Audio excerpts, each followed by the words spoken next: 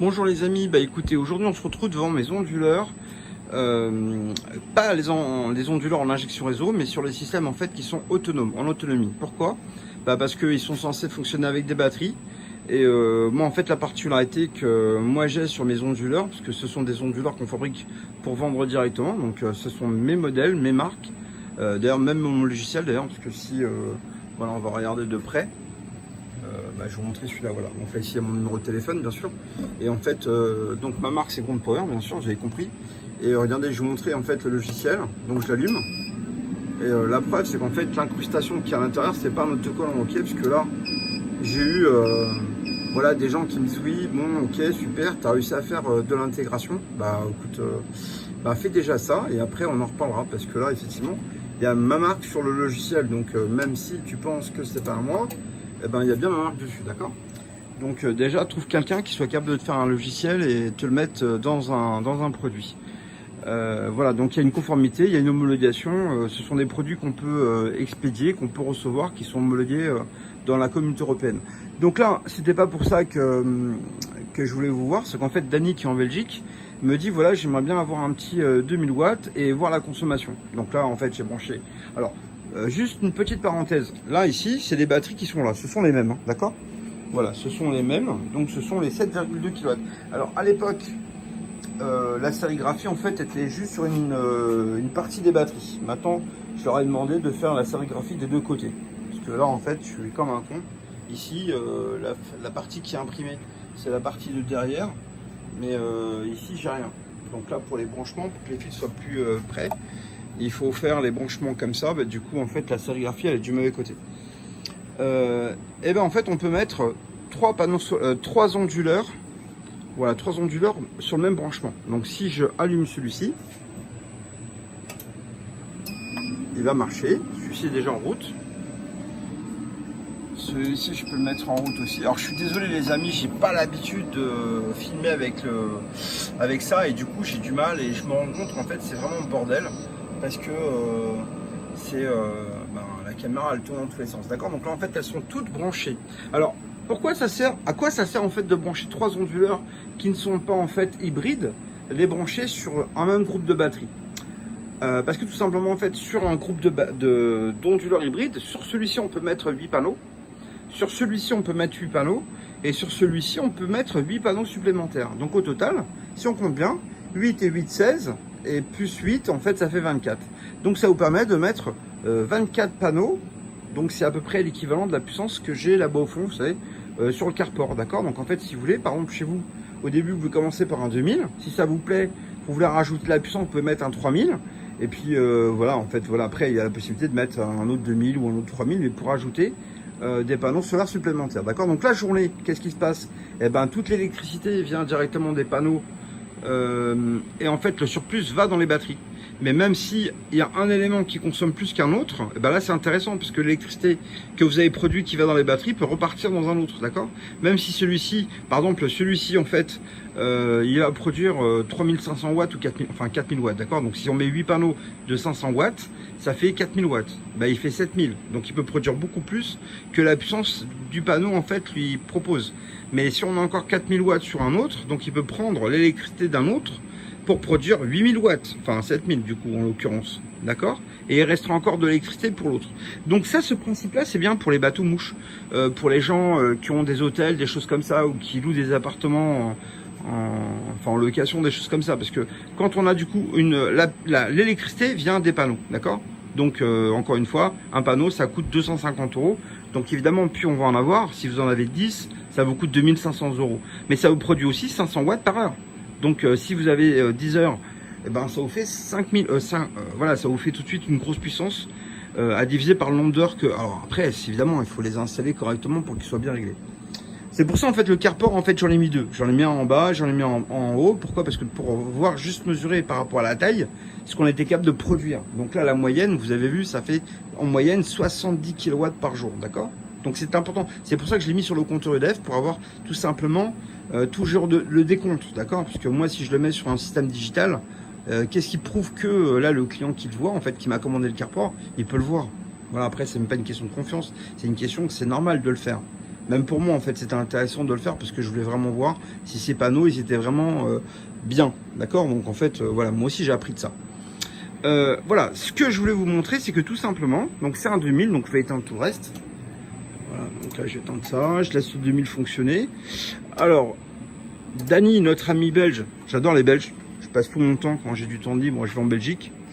Et donc, qu'est-ce que j'ai fait? Bah, tout simplement, en fait, bah, comme d'habitude. Donc là, j'ai mis le frigo à fond. Hein. Là, je vous montre, il n'y a pas de souci. Là, le thermostat, il est à fond. Non, même pas, il était même pas à fond. Là, il est à fond. Voilà, donc là, il est à fond. Bon, c'est tout glacé. On s'en fout. Donc, il y a la même installation qu'il y a d'habitude. Donc, il y a bien le frigo qui est en route. Il y a les 5 lampes ici. Les 5 lampes là-bas. Donc, on a la grosse télé qui consomme énormément. Parce que c'est un télé à tube, c'est pas un écran plein. D'accord? Donc, ça consomme vraiment beaucoup. Un lecteur DVD. Bon, bah, ça, c'est pas branché. Voilà, donc on a l'essentiel en fait d'une maison. Et aujourd'hui, bah, donc on a à nouveau la même consommation que d'habitude, 130 watts. Et là en fait il fait très chaud aujourd'hui, d'accord. Donc j'ai voulu faire un test, bon que j'ai pas fait parce que j'arrive pas, il fait trop chaud. Et en fait les systèmes se mettent toujours en sécurité, enfin ils se mettent pas en sécurité mais les ventilateurs se déclenchent. Parce qu'ils sont placés dans un endroit, donc c'est pourri, je remettrai ce test à plus tard. Parce que le problème, c'est qu'en fait, l'un gêne l'autre. Donc, j'ai eu l'idée tout simplement de faire un test. Et là, j'ai eu une personne qui avait un système EcoFlow, donc qui m'a posé des questions par rapport aux batteries. Et voilà, en fait, si vous voulez, j'ai pas mal d'idées parce que pas mal de gens, en fait, trouvent que c'est bien les EcoFlow. Bon, moi, je vais rester sur ma position parce que quand il me dit qu'il a payé un système EcoFlow 3500 €, je comprends pas. Regardez, les amis, si vous êtes abonné chez moi, le système 1,8 kW qui est là, hein, celui-là, là, avec les deux batteries, bah, il pèse 130 kg, mais il y a une sécurité, il y a le contrôleur, le régulateur de charge, les deux batteries au gel, il y a un onduleur, un chargeur, les disjoncteurs entrée-sortie, les prises entrée-sortie. Vous ne pouvez pas le surcharger, le cramer, enfin, c'est un truc qui garantit 5 ans. Il y a deux grosses batteries de 140 ampères comme ils sont là-bas, donc il y a 3600 watts de batterie. Et voilà, en fait, c'est quelque chose. Et il est vendu avec deux énormes panneaux et avec les câbles de branchement, 15 mètres de câbles pour les panneaux solaires. Donc là-dessus, c'est tellement puissant qu'on on avait mis même un groupe électrogène.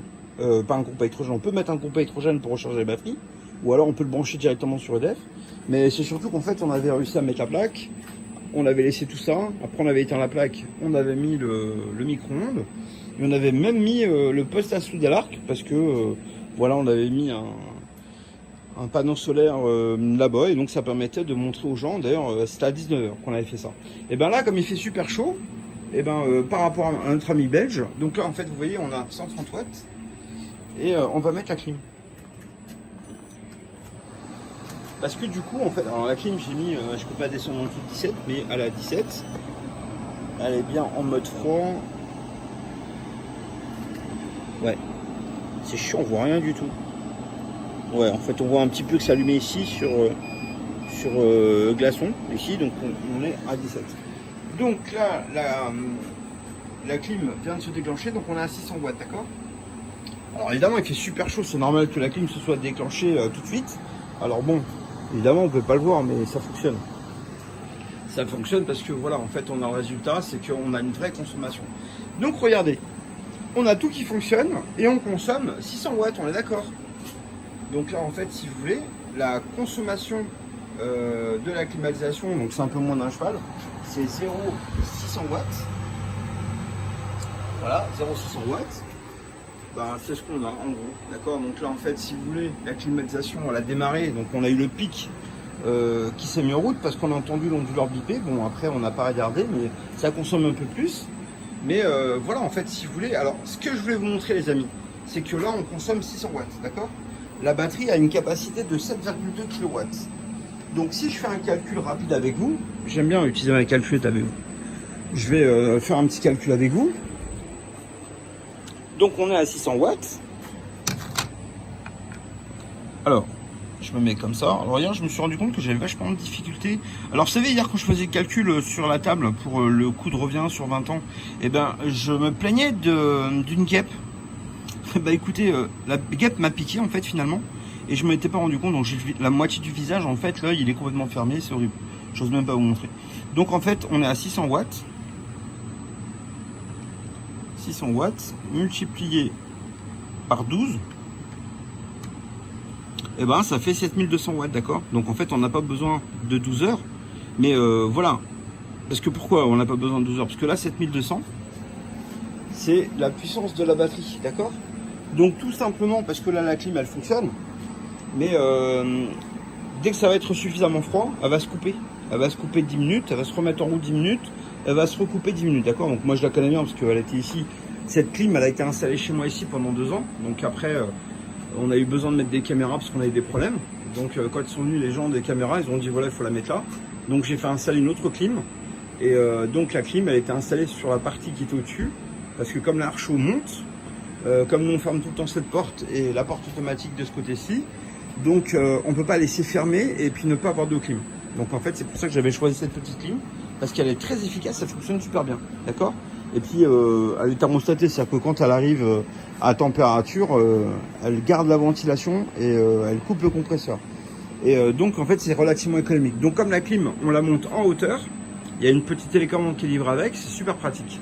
Donc moi j'aimais bien cette petite clim, mais tout simplement en fait comme on a des boîtes, on a des outils, on a tout ça, c'est toujours un peu le bordel. Le mec il m'a dit voilà, pour surveiller les deux portes et pour surveiller la porte automatique, il faut mettre absolument la caméra. Donc en fait c'est pour ça que j'ai mis la caméra là-bas, enfin, vous la voyez ici là. Et donc du coup on a mis une clim comme ça, d'accord. On en avait déjà une à la maison, donc on a mis une clim comme ça parce que bon, ça fait un peu plus de place. Mais j'aimais bien cette petite clim parce qu'on peut la balader partout.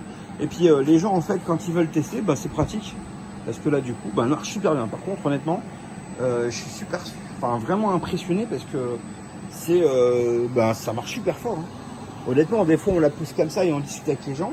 Et les gens ils me disent ouais on peut pas tourner un petit peu parce que c'est vrai qu'il fait froid. Le ventilateur est un peu costaud. Et quand on le met à fond, franchement ça marche très bien. Mais vous voyez, bon, ça fonctionne, il n'y a aucun problème dessus. Donc, par exemple, si vous voulez acheter un 2000 watts, là je vous montre en fait. Donc voilà, donc là on consomme légèrement plus que 500 watts. Donc le système nous dit qu'on est à 2 carrés, d'accord. On est à la moitié de la puissance. Enfin, on a la moitié de la puissance parce que tout simplement en fait on dépasse les 500 watts, d'accord. À partir du moment où on dépasse 500 watts, le deuxième s'allume. Pour dire qu'en fait on est dans une consommation intermédiaire. Donc là-dessus, on n'a pas les panneaux. De toute manière, bon, c'est la fin de la journée. Hein. Il est presque 8 heures. Donc j'ai essayé de faire des vidéos, mais toute la journée aujourd'hui, j'ai été débordé. Les gens ne voulaient pas qu'on les filme. Et franchement, il fait super chaud. Donc j'ai eu l'idée de vous faire une petite vidéo parce que vous me manquez. J'avais envie de vous remercier aussi parce que j'ai beaucoup de messages. Et je vous remercie hein, parce que franchement, les messages que vous me faites, moi, ça me permet d'avoir des idées pour vous donner des informations. D'accord. Donc là, en fait, les batteries sont très bien chargées. Parce que là, vous voyez, on est à 50 volts. Donc les batteries en voltage maximum, c'est 59 volts d'eau aussi. Parce que c'est des batteries en bivoltage. Si vous ne savez pas ce que c'est, je pourrais vous expliquer dans un autre épisode. Mais voilà, ça fonctionne très très bien. D'accord. Donc là, on est sur batterie. Ça fonctionne vraiment très bien. Et les panneaux solaires ne sont pas branchés sur celui-ci. Il n'y a que celui-là qui est branché sur les panneaux solaires. Comme je le teste tout le temps, c'est le plus gros, c'est celui qui consomme le plus. Après, voilà, c'est quelque chose qui est hyper économique, d'accord. Écoutez, je vous fais une petite vidéo qui est vraiment très courte. C'était juste pour montrer que si vous voulez avoir un 2000 watts, c'est quand même mieux que l'injection réseau. Pourquoi c'est mieux? Parce que vous produisez, vous mettez les batteries pour le soir, d'accord. Donc, est-ce que celui-ci, il a une prise d'entrée? Bah non, il n'a pas une prise d'entrée. Voilà. Mais si on veut, on peut le raccorder sur EDF. C'est-à-dire que si jamais il n'y a plus suffisamment d'électricité, par exemple celui-ci, j'ai câblé la prise. Bon, je ne l'ai pas branché parce qu'après les gens pensent qu'on a besoin d'EDF. Moi, je voulais pas un système hybride parce que le système hybride, il a besoin d'EDF pour démarrer. Celui-ci, il est très puissant. Regardez, je vais faire un test. Là, on est à, on a la consommation de la clim, d'accord. On a 632. Donc, qu'est-ce qu'on peut mettre de plus? Si je rajoute 1500 watts, donc vous voulez qu'on mette la plaque ou le micro-ondes? Et ben regardez, on va mettre le micro-ondes, parce que là, en fait, je consomme beaucoup le micro-ondes, c'est un truc qui est énorme. Voilà, donc là, je vais mettre ça dedans. Voilà, je vais le mettre en route. On va voir ce qu'il va dire. Alors là, on est passé à 1870, d'accord. Oh, il y a une ampoule qui a claqué.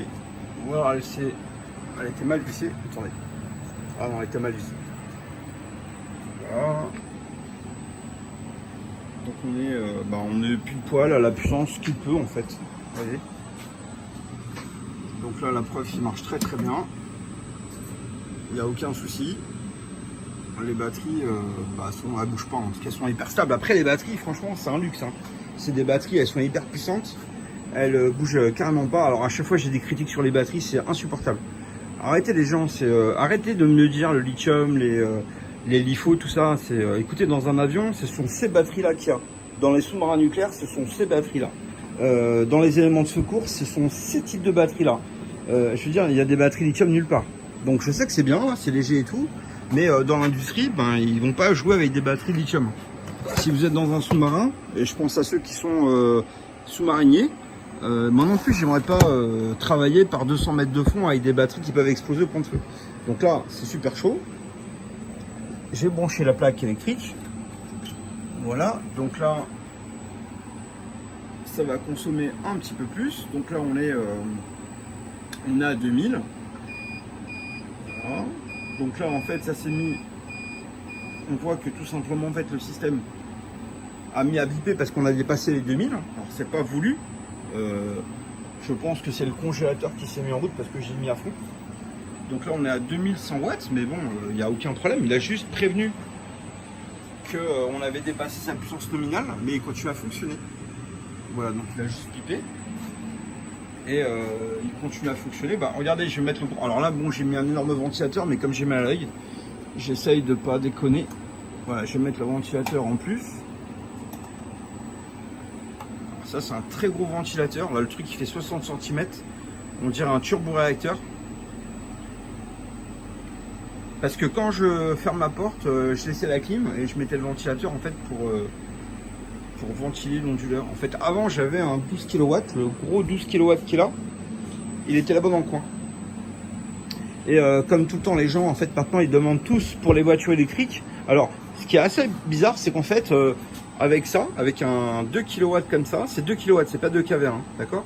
Donc ça fait à peu près 2005 en VA. Et on peut très bien recharger une voiture électrique avec ça. Hein. Moi j'ai un client qui est taxi qui m'en a acheté un. Et en fait ça fonctionne très bien, d'accord? Bon, voilà, ça lui permet de pas payer les taxes au niveau du compteur parce que c'est pas branché sur le compteur. C'est branché en autonomie, c'est-à-dire que les batteries ils rechargent et en fait quand il arrive chez lui, c'est pas branché au compteur. Il est branché comme là. C'est-à-dire qu'en fait on a juste un câble de sortie. Et comment dire, c'est branché sur les batteries, mais il n'y a pas d'entrée. Donc comme il n'est pas rentré, en fait, il prend pas sur le dev, d'accord? Voilà, c'est juste pour que lui se fasse un petit réservoir. Alors la voiture, quand il y a les panneaux, ça prend directement sur les panneaux, et puis la nuit, en fait, voilà, il peut stocker le reste sur les batteries.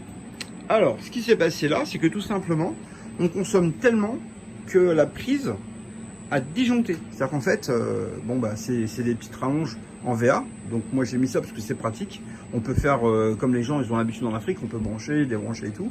Et comme il fait très très très chaud ici parce que il y a tout ça qui fonctionne. Il y a celui-là qui est en route, il y a celui-là qui est en route. Il y a toujours deux installations. Il y a celui-ci qui est en route. Celui-là j'ai éteint parce que c'est insupportable. Il y a ma machine qui est en route, donc il y a tout l'éclairage. Il y a le contrôleur qui est en haut qui est en route, donc il fait très très chaud. Et là comme j'ai allumé la plaque, en plus, donc là, regardez, je vais appuyer. Alors c'est pas l'onduleur qui s'est éteint, attendez. Là, regardez, c'est pas l'onduleur qui s'est éteint. Il n'a pas disjoncté. C'est juste le chauffage ici. Alors pourquoi il a disjoncté? C'est parce que j'ai mis ça à fond. Et la chaleur passe par la télé, en fait ça a disjoncté avec la chaleur. Voilà, je vais appuyer, il va démarrer direct. Alors à chaque fois j'oublie. Donc là en fait, alors oui. Alors il n'a pas d'EDF. Mais vous avez vu, il était en route. Quand j'ai branché l'électricité et la clim, tout a redémarré directement. Voilà, donc en fait c'est un onduleur. Il peut faire de l'induction. Si vous prenez en fait des systèmes qui sont des convertisseurs, les convertisseurs même s'ils ont la même puissance, ils ne sont pas capables de démarrer. Parce qu'il n'y a pas la possibilité de démarrer par exemple. Une pompe à eau. Quand vous prenez une pompe à eau, la première fois que la pompe à eau démarre, si la pompe elle fait 50 mètres de profondeur, la première fois, elle va démarrer facilement. Pourquoi? Parce que l'eau va monter facilement, les tubes sont vides. Mais si vous éteignez le groupe électrogène et que vous démarrez une deuxième fois, le groupe électrogène, il va galérer, il va consommer 3 fois plus. Pourquoi? Parce que le poids de l'eau est lourde, et donc le temps qu'il lève l'eau et que ça se remette à se lancer, on va avoir une surconsommation. Et cette surconsommation, en fait, est très difficile voilà, pour les groupes à hydrogène. Parce que tout simplement, en fait, au démarrage, il va tellement consommer que la puissance va s'écraser. D'accord? C'est pour ça que, par exemple, ici, sur le groupe, sur le poste à souder, merde, j'ai oublié ça, il en route encore. Donc là, la preuve qui marche. Voilà, bon, ça... Bon, je vais l'étendre parce que du coup, c'est même dangereux parce que des fois, en fait, j'oublie. Je pars et je laisse la plaque allumée. En fait, vous voyez, je vous montrais la plaque ici. C'est que tout simplement, en fait, ça a besoin de 6 kW ou de 7,5 kVA, d'accord. On a besoin de plus en kVA parce que tout simplement, le groupe à hydrogène il a besoin de tourner pour prendre de la vitesse pour pouvoir fonctionner, d'accord. Donc là, c'est très important d'avoir suffisamment de rotation pour pouvoir passer la puissance qu'on a besoin pour qu'on puisse... Donc par exemple, la climatisation, quand elle fonctionne, au démarrage, il y a un courant d'appel qui est plus important, d'accord. Écoutez, voilà, je vous ai montré ce que j'avais envie de vous montrer et j'espère que j'ai pu répondre à mon ami, notre abonné Dany. Là, lui, en fait, il voulait savoir la différence entre le 2000 et le 3000. Bah, en fait, la différence, remarquez, on peut brancher parce que ça change rien, d'accord. C'est juste, je vais le faire. Là, on a la clim. Donc en fait, si tu veux, le 2000, voilà, on est arrivé au maximum quand on a mis la plaque, d'accord. Et avec le 3000, on peut faire un peu plus. C'est-à-dire que là, je vais éteindre.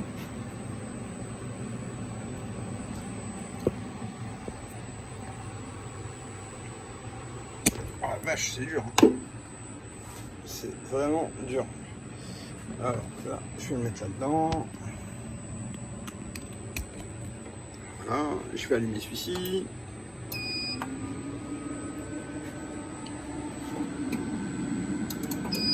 Alors celui-ci, en fait, il peut monter à 2700 watts. Il aurait sonné. Marqué, attendez, je suis con, je vais le faire parce que... Voilà, donc... puisqu'on est là ensemble, regardez, je vais éteindre celui-là. Alors, je vais éteindre la clim parce que le problème, c'est que... Ah bah non, je peux pas l'éteindre parce que là, il n'y a pas de courant. Alors, je vais rallumer ça. Alors, pourquoi? Parce que la consommation de la clim au démarrage, comme là, elle tournait, au démarrage, elle va consommer beaucoup plus, d'accord? Donc, je vais l'éteindre. Alors, on peut pas l'éteindre quand elle n'est pas allumée. Donc, maintenant qu'il est allumé, je l'éteins, d'accord? Alors, regardez vite fait. Alors, je vais éteindre le ventilateur parce que du coup, c'est super chiant.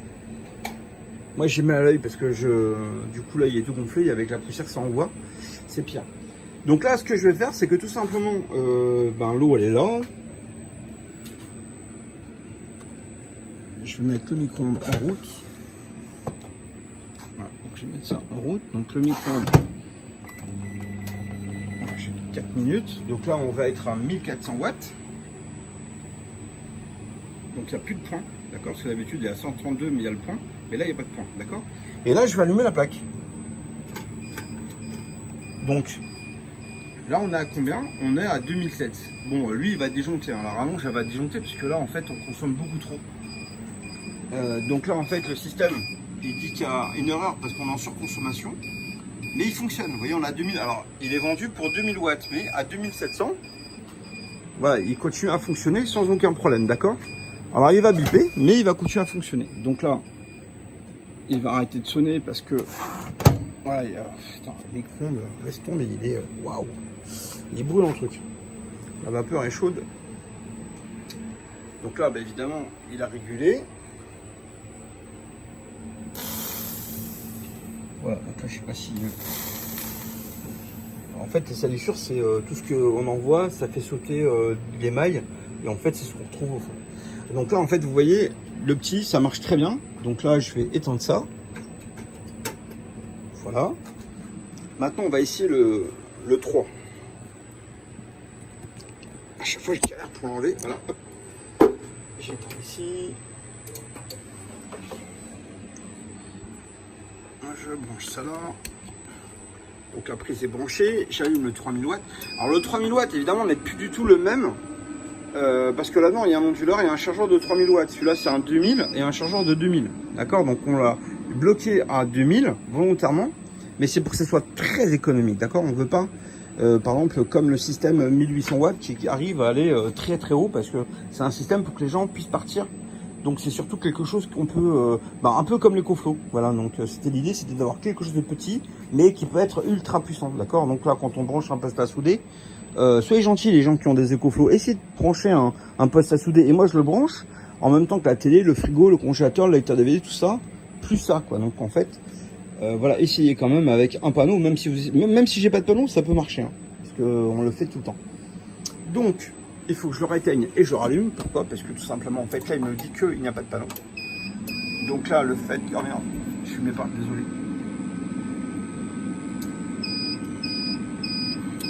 Voilà, le fait que je l'ai éteint, que j'ai rallumé, ça lui indique que je sais qu'il n'y a pas de panneau. Donc je lui demande d'utiliser la batterie. Parce qu'en fait, il est en train de m'indiquer que la batterie est à vide, parce que tout simplement, en fait, il n'y a pas de panneau solaire de brancher dessus. Donc il me disait de faire attention, parce qu'il n'y a pas d'alimentation... Donc voilà, là on est sur le 3000. Donc qu'est-ce qu'on peut faire maintenant? On va brancher tout. Donc par contre, on va faire vite. Donc là, il y a déjà l'eau dedans. Ah non, elle n'est pas là-dedans. On va mettre le micro-ondes. Bon, de toute manière, c'est juste pour montrer que ça fonctionne. D'accord. Hop. Alors, la prise, elle va disjoncter direct parce que là, on va consommer 3000 watts. Et elle peut supporter que 3000 V en fait. Donc là, je branche ça. Et donc là, on est bien à 2700, je vais mettre le petit ventilateur. Je vais mettre la clim. Allez, soyons fous.